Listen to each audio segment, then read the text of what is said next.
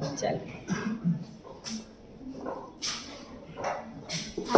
जीव और समष्टि वाला चैप्टर पढ़ रहे हैं। उसके अंतर्गत आज जो हमको बहुत इम्पोर्टेंट चीज़ देखना है वो क्या है, ह्यूमस। आप लोग जानते ही हो ह्यूमस क्या होती है, बताओ।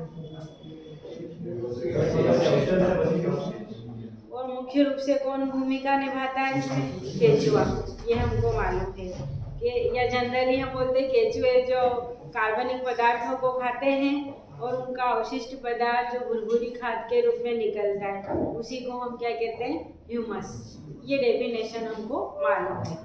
अब देखो ह्यूमस सिर्फ अवशिष्ट पदार्थ ही नहीं, केंचुए बनाते हैं, मुख्य भूमिका निभाते हैं, लेकिन उसमें मुख्य रूप से क्या होता है, पादप अवशेष, वही फसल का कचरा, छिलका या पत्तियां, ये सब हम डालेंगे तो संडे पे वो भी क्या बनाएगी, खाद ही बनाएगी।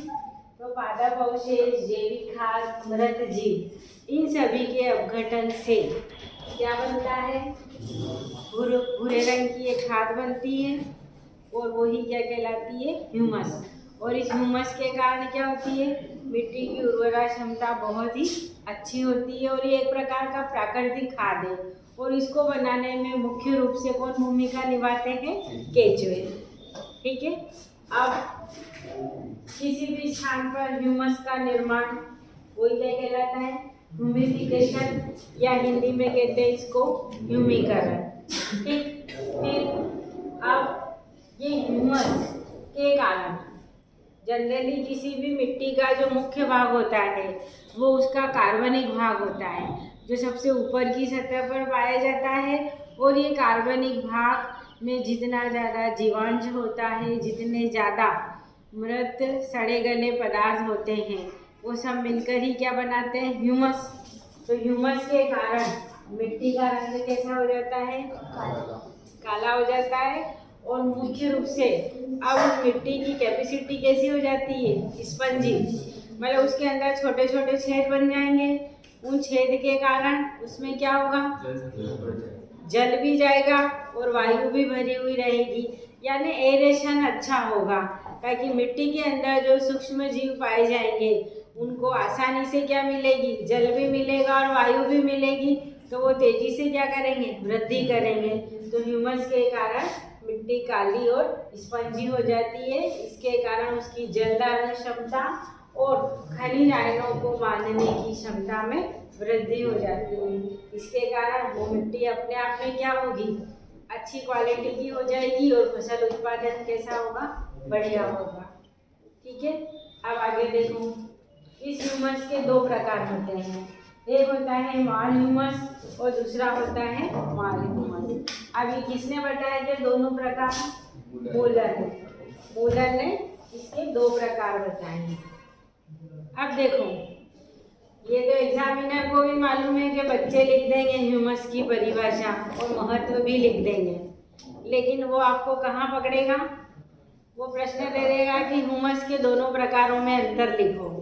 और जनरली अपन पढ़ते ही नहीं है इसे, क्योंकि ये प्रश्न है आने जैसा, ये तो सामान्य है, आप 6 से ही पढ़ते आ रहे हैं। अब देखो, माल ह्यूमस और माल ह्यूमस में क्या अंतर है, आप खुद ही देख सकते हो। माल ह्यूमस जो है वो कैसा रहता है, छिद्र रहित, जबकि इसमें क्या लिखा हमने, ये छिद्र युक्त होता है। ठीक।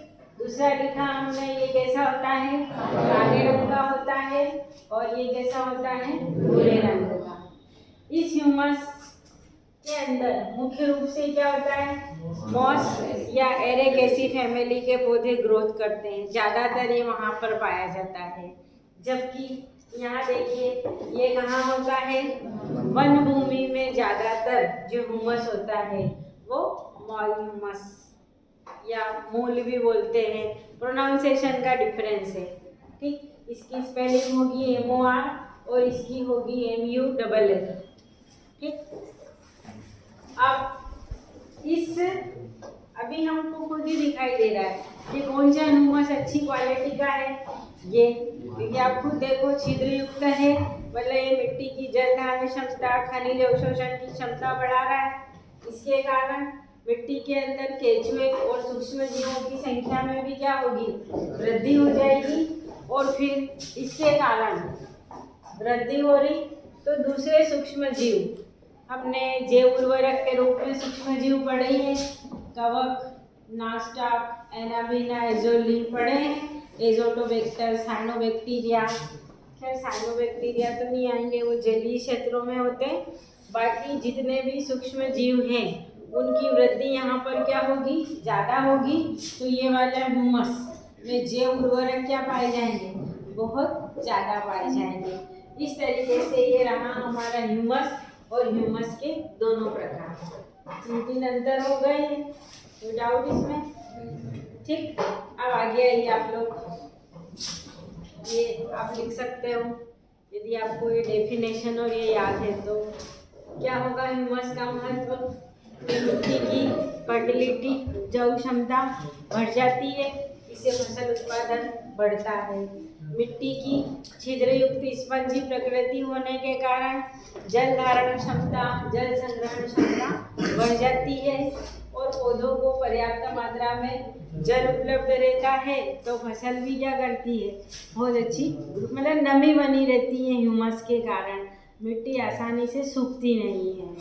फिर केंचुए और सूक्ष्म जीव क्या होते हैं, अधिक पाए जाते हैं और इनके कारण जो दूसरे कार्बनिक पदार्थ हैं वहाँ कौन है, पादप अवशेष है, मृत सूक्ष्म जीव है। तो केंचुए और सूक्ष्म जीव अधिक मात्रा में होने के कारण जो जीवांश बचा हुआ है मृत या पौधों का कचरा, उसका अपघटन क्या होता है, बहुत तेजी से होता है। इस तरीके से ये बहुत इम्पोर्टेंट प्रश्न है परीक्षा के लिए भी और एक सामान्य जानकारी के लिए भी। ठीक है।